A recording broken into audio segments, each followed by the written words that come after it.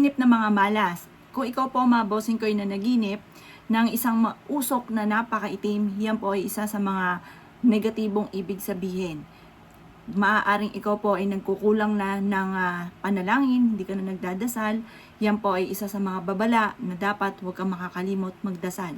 Ganon din po kung ikaw ay nakapanaginip ng nagsisinding kandila or yung kandila ay may sinde, sumisimbolo po yan mga bossing ko, lalo na't ang kandila nyo ay maraming luha, problema po yan.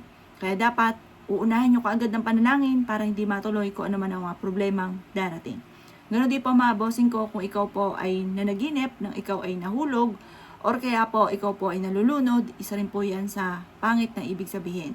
Yan po ay mga babala na maaaring kayo po ay may mga negatibo na maaaring maganap na kailangan ay ukulan mo ng panalangin at huwag kang makakalimot magdasal.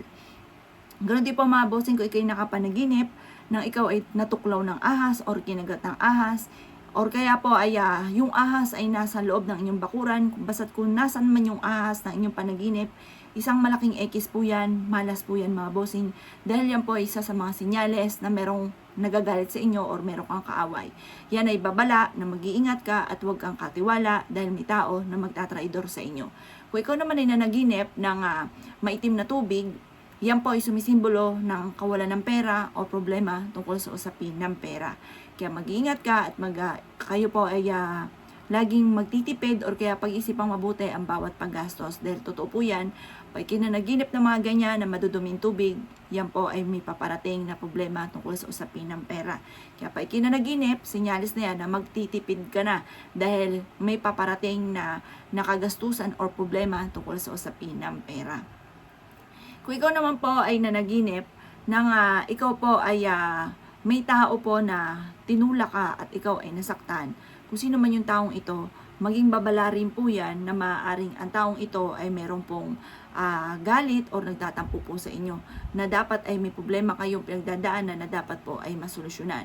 Kung ikaw naman ay nanaginip na ikaw ay nadapa, isa po yan sa negative din po. Mag-iingat ka dahil maaaring may mga mali ka na nagagawa na dapat mong itama. Ganon din po mga bossing ko, kung ikaw naman ay nanaginip ng halimbawa may mga unos, may mga bagyo, ganon din po malakas ng hangin at yun nga po yung may baha. Mag-ingat ka dahil may problema rin po ikaw tungkol sa usapin ng pera. Basta pagdating sa usapin ng tubig na naginip ka, lalo't mga baha, bagyo, yan po ay madumi na tubig, burak, or kaya dagat na napakadumi, isa po yan sa malaking problema tungkol sa usapin ng pera. Kaya kung ikaw po mga bossing ko ay nanaginip ng isa sa aking mga nabanggit, yan po ay mga babala na dapat ikaw ay magtipid, mag-iingat ka sa mga taong nakakasalamuha, mag-iingat ka at huwag ka masyadong katiwala dahil may tao sa paligid ninyo na hindi maganda intention po sa inyo. Kaya lagi ka mag-uukol ng panalangin bago ka matulog.